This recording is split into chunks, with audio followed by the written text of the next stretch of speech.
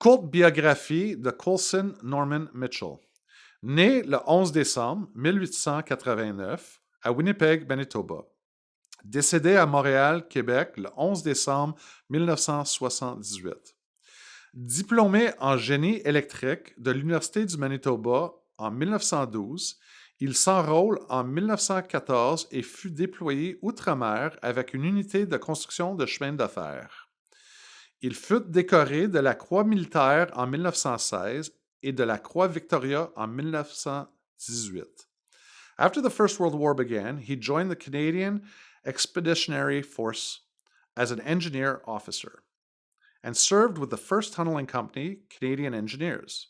Mitchell received the Military Cross at Ypres in 1916. Le matin du 8 octobre 1918, la 3e armée attaquait pour investir le canal de l'Escaut au nord de la ville de Cambrai, en rejoindre les Britanniques à Escouadreuve, à l'est de Cambrai. La 2e division traversera le canal de l'Escaut dans la nuit du 8 au 9 octobre, prenant les Allemands par surprise. Les sapeurs canadiens saisirent les ponts du canal et enlèveront les charges explosives placées par les Allemands. Captain Mitchell earned the Victoria Cross on the night of 8th to 9th of October 1918 while leading a party of sappers on a reconnaissance mission near Cambrai in France. Their task was to venture beyond the Canadian front line to examine bridges over which the Canadian 5th Infantry Brigade proposed to advance and to prevent their demolition.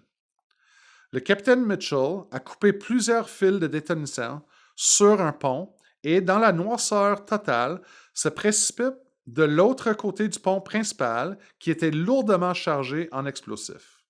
Lui et son équipe repousseront un groupe de soldats allemands qui essayaient de reprendre le pont principal d'air pour faire sauter. Après avoir repoussé cette attaque, le capitaine Mitchell allait porter assistance à une sentinelle blessée, tuera 3 ennemis et captura 12. Sous le feu d'ennemis, il a continué à couper les fils de détonation et d'enlever les charges explosives. The Victoria Cross was awarded to then Captain Mitchell for his action. This decoration is one of the 10 Victoria Crosses awarded to Canadians having fought in the area of the Canal du Nord and Cambrai, France. Le lieutenant-colonel Mitchell servit aussi pendant la Deuxième Guerre mondiale commandant des unités de génie en Angleterre, fut ramené au Canada en 1943 et commanda l'École royale de génie militaire à Chilliwack, CB. Il était lieutenant-colonel à la fin de la Deuxième Guerre mondiale. Après la guerre, il a travaillé à Montréal et est inhumé ici au Champ d'honneur national de Pointe-Claire. Lieutenant Colonel Mitchell died in Montreal, Quebec, on the 17th of November, 1978. Text of the citation for the Victoria Cross. For the most conspicuous bravery and devotion to duty on the night of the 8th to the 9th of October 1918 at the Canal de l'Escaut, northeast of Cambrai. He led a small party ahead of the first wave of infantry in order to examine the various bridges on the line of approach and, if possible, to prevent their demolition. On reaching the canal, he found the bridge already blown up. Under a heavy barrage, he crossed to the next bridge, where he cut a number of lead wires. Then, in total darkness and unaware of the position or strength of the enemy at the bridgehead, he dashed across the main bridge over the canal. This bridge was found to be heavily charged for demolition, and whilst Captain Mitchell, assisted by his NCO, was cutting the wires, the enemy attempted to rush the bridge in order to blow the charges, whereupon he at once dashed to the assistance of his sentry, who had been wounded, killed 3 enemy, captured 12, and maintained the bridgehead until reinforced. Then, under heavy fire, he continued his task of cutting wires and removing charges, which he well knew might have at any moment have been fired by the enemy. It was entirely due to his valor and decisive action that this important bridge across the canal was saved from destruction. Le sergent Léo Major, né en 1921, s'enrôle à 19 ans, en juillet 1940. Affecté au Royal 22e Régiment, il demande son transfert au régiment de la Chaudière, prochaine unité à être envoyée en Europe. On 6 June 1944, upon landing at Juno Beach with the régiment de la Chaudière, he destroyed part of a bunker housing a German machine guns nest by laying a Bangalore mine. Le même après-midi du débarquement, en mission de reconnaissance avec un autre soldat, il capture un véhicule blindé allemand Hanomag, le sergent-major visant et blessant le conducteur pour qu'il puisse encore conduire le véhicule, l'autre Canadien tuant le mitrailleur allemand. Il ramène le véhicule à son unité et on trouve dans le véhicule des transmetteurs sans fil et plusieurs livres codes servant aux communications cryptées ennemies. On 24 June, during a reconnaissance mission, he is injured by a grenade explosion and loses his left eye. He refuses to be evacuated on the ground that he is a sniper and intends to continue his service as a scout and sniper. During the night of 30 to 31 October 1944 at the Escaut Battle, he captures by himself 93 German soldiers. For his actions, he is nominated for receiving the Distinguished Conduct Medal, which he refuses, as he does not want General Montgomery to give it to him as he considers him military incompetent. Le 27 février 1945, près de Keppeln, en Allemagne, le sergent Léo Major aide l'aumônier du régiment à récupérer les corps de soldats canadiens pour les ramener dans un véhicule Brent Carrier. Le véhicule roule sur une mine, l'aumônier et le conducteur sont tués. Le sergent Léo Major est grièvement blessé au dos. On veut le rapatrier en Angleterre à cause de ses 3 fractures au dos, en plus d'entorses aux 2 chevilles et de 4 côtes cassées. Une semaine plus tard, il a l'occasion de fuir et réussit à obtenir qu'une Jeep le conduise à Nimègue, ville où il a connu une famille hollandaise, chez qui il séjourne 1 mois avant de rejoindre son unité le 29 mars 1945.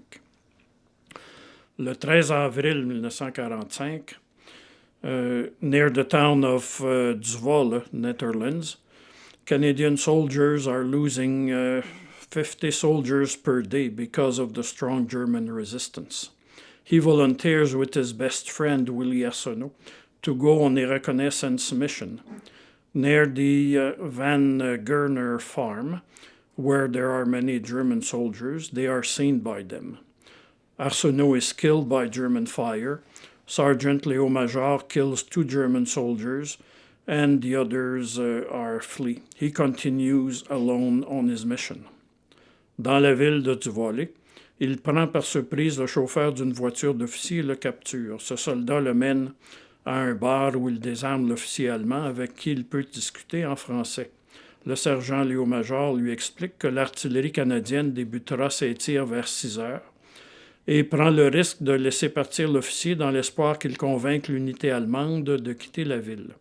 Durant la nuit, il attaque des patrouilles allemandes, court dans les rues en mitraillant et lançant des grenades dans les maisons vides afin de faire croire à une invasion par les Canadiens. Une dizaine de fois, il surprend des groupes de 8 à 10 soldats allemands qu'il capture et dirige hors de la ville, les remettant aux soldats canadiens français, puis retourne en ville continuant sa mission. Il tombe sur le quartier général des SS, livre un combat rapide avec 8 officiers supérieurs, mortel pour 4 d'entre eux, les autres prenant la fuite. Il met le feu au quartier général de la Gestapo. In the early morning, he notes that the Germans have fled the town, that Zwolle is now free. He spreads the word around, recovers the body of his friend Arsenault, and leaves the body at the Van Gerner farm for recovery by his unit, and returns to his unit lines by 9 o'clock. For these acts of bravery, he received the Distinguished Conduct Medal, one of the main British decorations for bravery. La guerre de Corée est déclarée le 25 juin 1950. Le sergent Léo Major s'enrôle le 15 août 1950, même s'il n'a l'usage que d'un œil et qu'il reçoit une pension d'invalidité de 20 %. Il est intégré au Royal 22e Régiment. En novembre 1951, la 3e division d'infanterie américaine a perdu la colline 355 en laissant une importante quantité de matériel, colline située à une quarantaine de kilomètres au nord de Séoul. Le lieutenant-colonel d'Extras demande au sergent Léo Major s'il peut faire quelque chose. Il part à la tombée de la nuit avec un peloton de 18 hommes qu'il a entraînés. Au matin, la colline tombe aux mains du sergent Léo Major et de ses hommes. Son équipe résiste et repousse 7 attaques de 2 divisions chinoises de 14 000 hommes, venant de 4 directions pendant 3 jours, avant d'être remplacés par d'autres troupes canadiennes.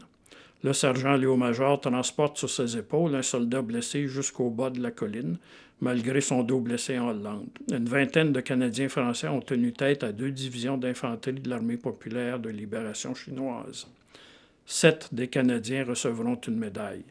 Ce que la 3e division américaine, forte d'environ 10 000 hommes, n'a pas pu faire, le sergent Léo Major et ses 18 hommes y sont arrivés. Pour cette action, il reçoit sa 2e DMC. Sgt Léo Major is one of 38 Canadians having received 2 DMCs, and the only one having received them over 2 different wars. Of the whole Commonwealth, only 3 soldiers share the same honor, and he is the only one known for having liberated alone an entire town. Le régiment de la Chaudière a créé un trophée en son honneur et le décerne annuellement à la compagnie la plus efficace. The Assemblée nationale du Québec Medal was awarded posthumously to him on 11 November 2013.